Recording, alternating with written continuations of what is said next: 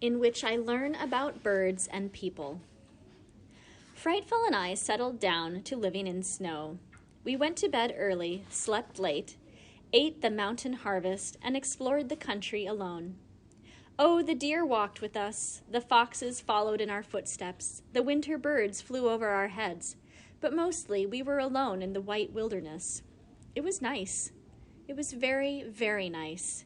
My deerskin rabbit-lined suit was so warm that even when my breath froze in my nostrils, my body was snug and comfortable. Frightful fluffed on the coldest days, but a good flight into the air around the mountain would warm her, and she would come back to my fist with a thump and a flip. This was her signal of good spirits. I did not become lonely. Many times during the summer I had thought of the long winter months ahead with some fear. I had read so much about the loneliness of the farmer, the trapper, the woodsman during the bleakness of winter that I had come to believe it. The winter was as exciting as the summer, maybe more so. The birds were magnificent and almost tame. They talked to each other, warned each other, fought for food, for kingship, and for the right to make the most noise. Sometimes I would sit in my doorway, which became an entrance to behold, a portico of pure white snow, adorned with snowmen, and watch them with endless interest. They reminded me of 3rd Avenue, and I gave them names that seemed to fit. There was Mr. Brackett. He lived on the 1st floor of our apartment house, and no one could sit on his step or even make a noise near his door without being chased. Mr. Brackett, the chickadee, spent most of his time chasing the young chickadees through the woods. Only his mate could share his favorite perches and feeding places. Then there were Mrs. O'Brien, Mrs. Calloway, and Mrs. Federio. On 3rd Avenue, they would all go off to the market together first thing in the morning, talking and pushing and stopping to lecture the children in gutters and streets. Mrs. Federio always followed Mrs. O'Brien, and Mrs. O'Brien always followed Mrs.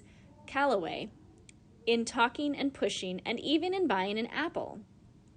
And here they were again in my hemlock, 3 busy chickadees.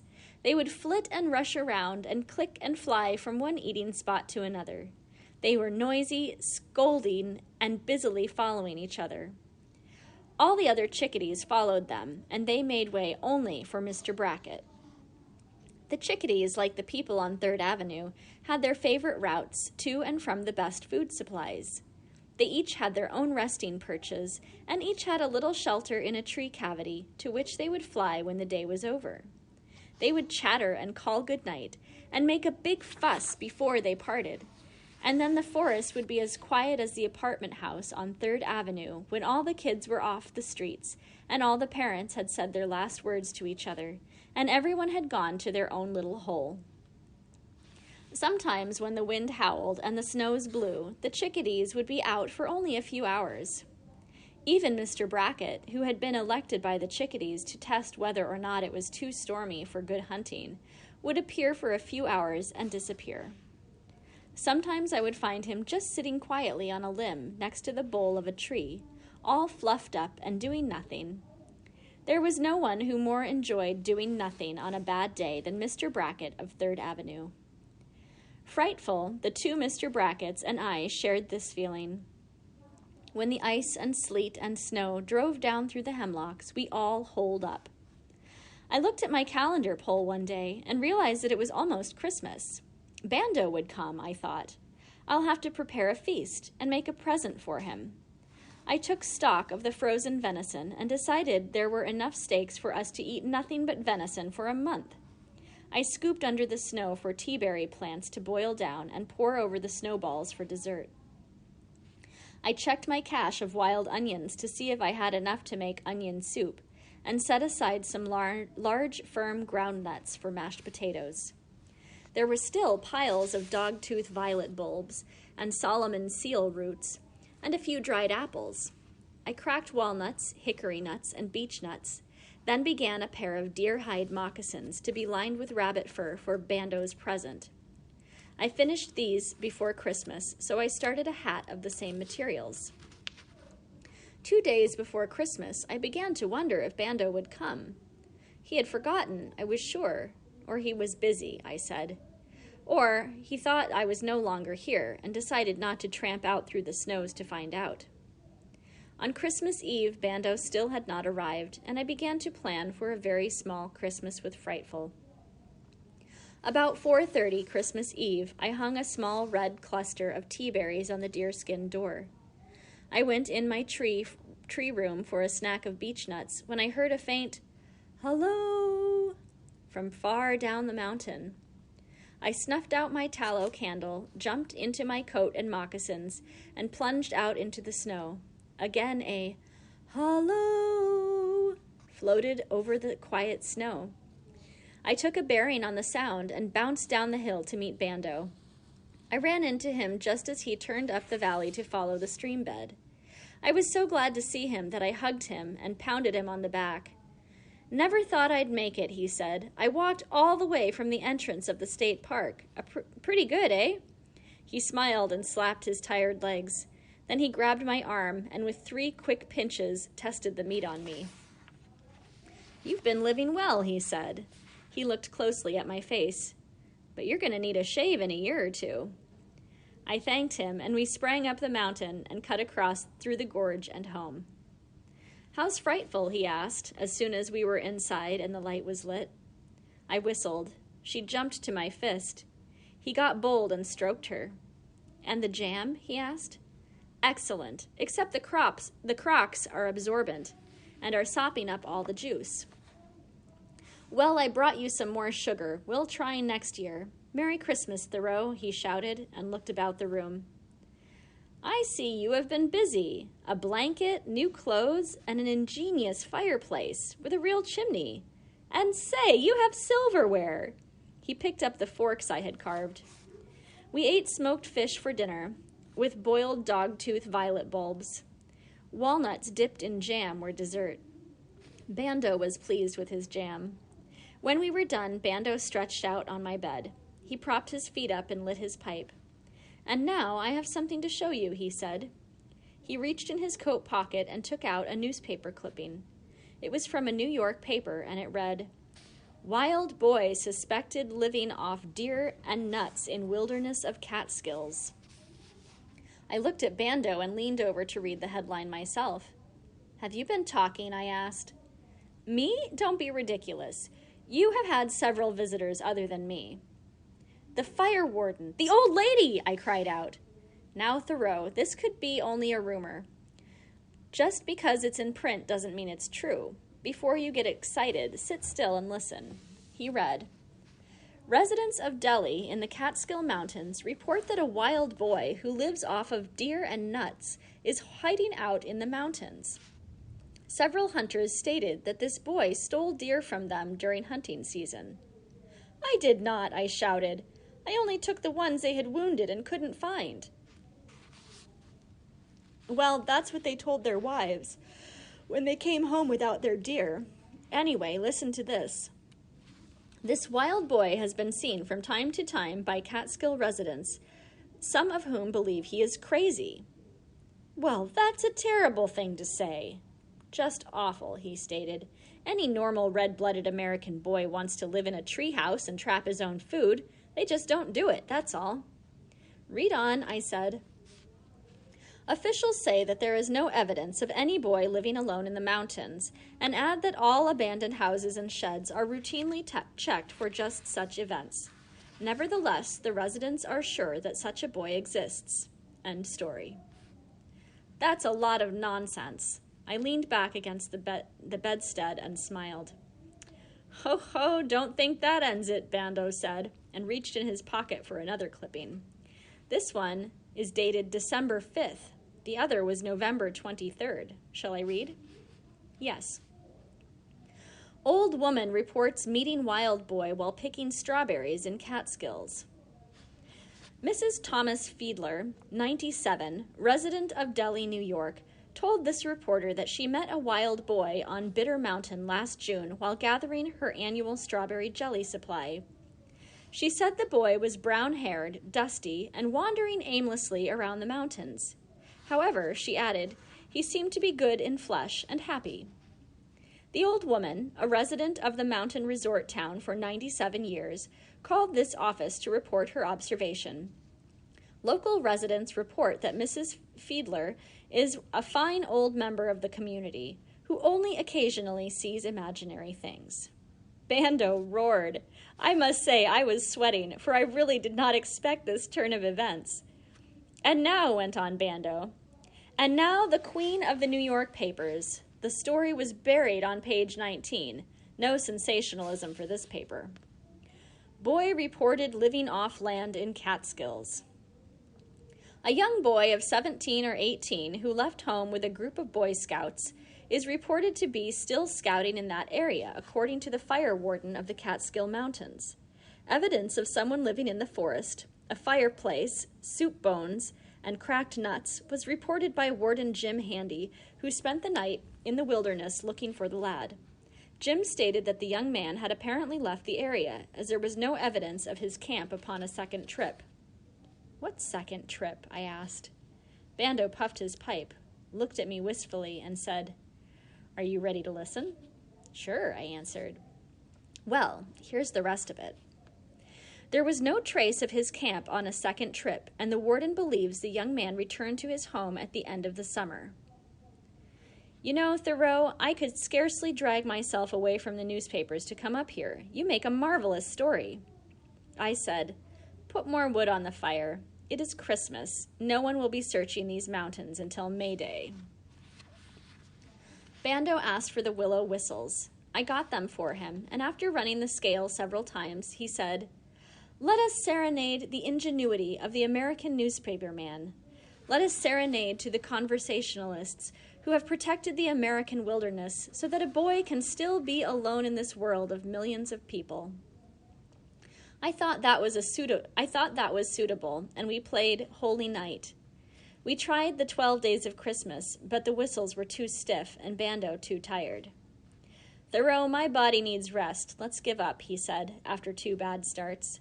I banked the fire and blew out the candle and slept in my clothes. It was Christmas when we awoke. Breakfast was light, acorn pancakes, jam, and sassafras tea. Bando went for a walk. I lit the fire in the fireplace and spent the morning creating a feast from the wilderness. I gave Bando his presents when he returned. He liked them. He was really pleased. I could tell by his eyebrows. They went up and down and in and out. Furthermore, I know he liked the presents because he wore them. The onion soup was about to be served when I heard a voice shouting in the distance. I know you are there. I know you are there. Where are you? Dad, I screamed, and dove right through the door onto my stomach. I all but fell down the mountain shouting, Dad, Dad, where are you? I found him resting in a snowdrift, looking at the cardinal pair that lived near the stream. He was smiling, stretched out on his back, not in exhaustion, but in joy. Merry Christmas, he whooped. I ran toward him. He jumped to his feet, tackled me, thumped my chest, and rubbed snow in my face. Then he stood up, lifted me from the snow by the pockets on my coat, and held me off the ground so that we were eye to eye. He sure smiled. He threw me down in the snow again and wrestled with me for a few minutes. Our formal greeting done, we strode up the mountain. Well, son, he began, I've been reading about you in the papers, and I could no longer resist the temptation to visit you. I still can't believe you did it. His arm went around me. He looked real good, and I was overjoyed to see him. How did you find me? I asked eagerly. I went to Mrs. Fiedler, and she told me which mountain. Then I looked for trails and footsteps. When I thought I was getting warm, I hollered. Am I that easy to find? You didn't have to answer, and I'd probably have frozen in the snow. He was pleased and not angry at me at all. He said again, I just didn't think you'd do it. I was sure you'd be back the next day. When you weren't, I bet on the next week, then the next month. How's it going? Oh, it's a wonderful life, Dad. When we walked into the tree, Bando was putting the final touches on the venison steak. Dad, this is my friend, Professor Bando. He's a teacher. He got lost one day last summer and stumbled onto my camp. He liked it so well that he came back for Christmas. Bando, meet my father. Bando turned the steak on the spit, rose, and shook my father's hand. "I am pleased to meet the man who sired this boy," he said grandly. I could see that they liked each other and that it was going to be a splendid Christmas. Dad stretched out on the bed and looked around. "I thought maybe you'd pick a cave," he said. "The papers reported they were looking for you in old sheds and houses, but I knew better than that. However, I never would have thought of the inside of a tree. What a beauty! Very clever, son, very clever. This is a comfortable bed." He noticed my food caches, stood and peered into them.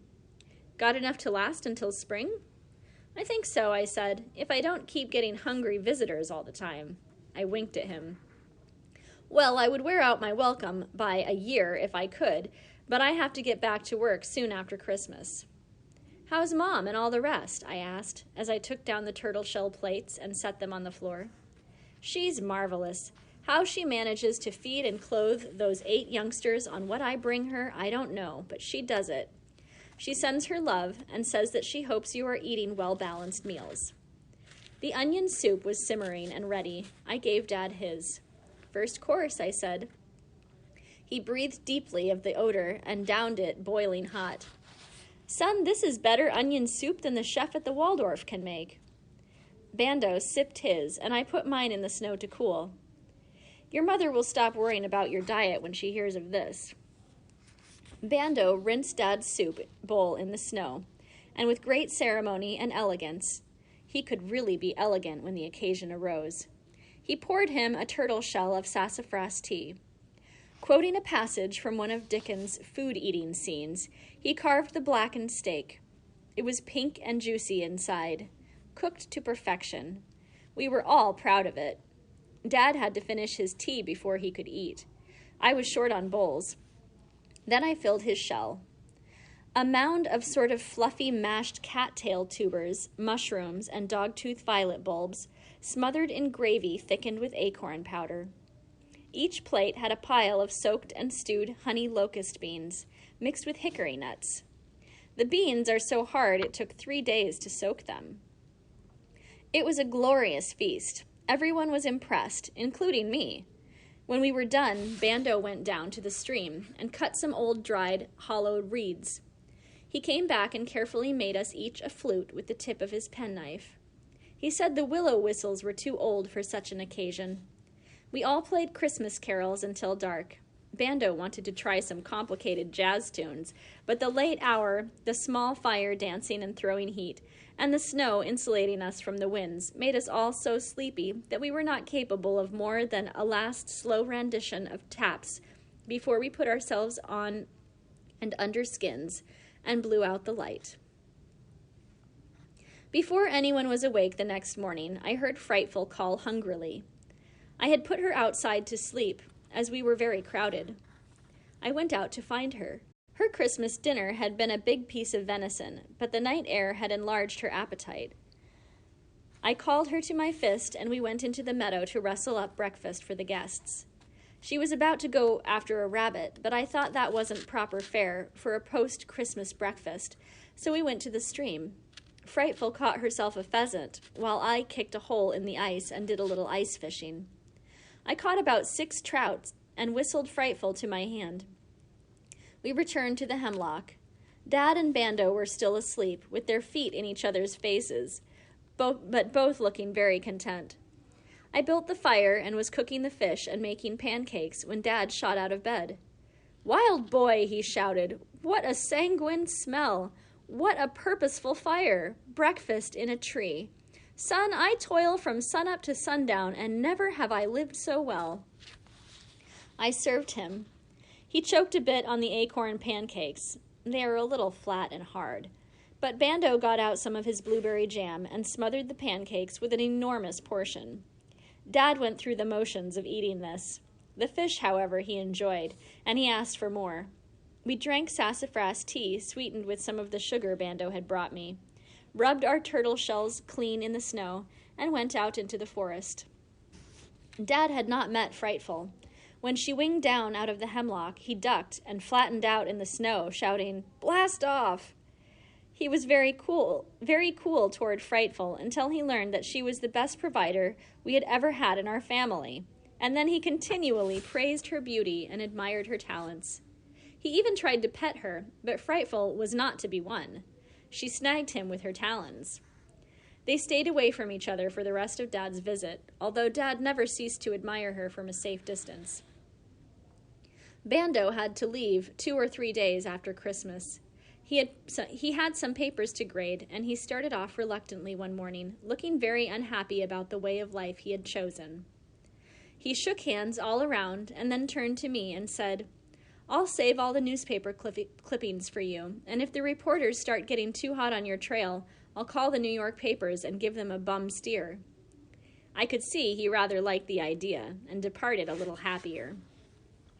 Dad lingered on for a few more days, ice fishing, setting my traps and snares, and husking walnuts. He whittled some cooking spoons and forks.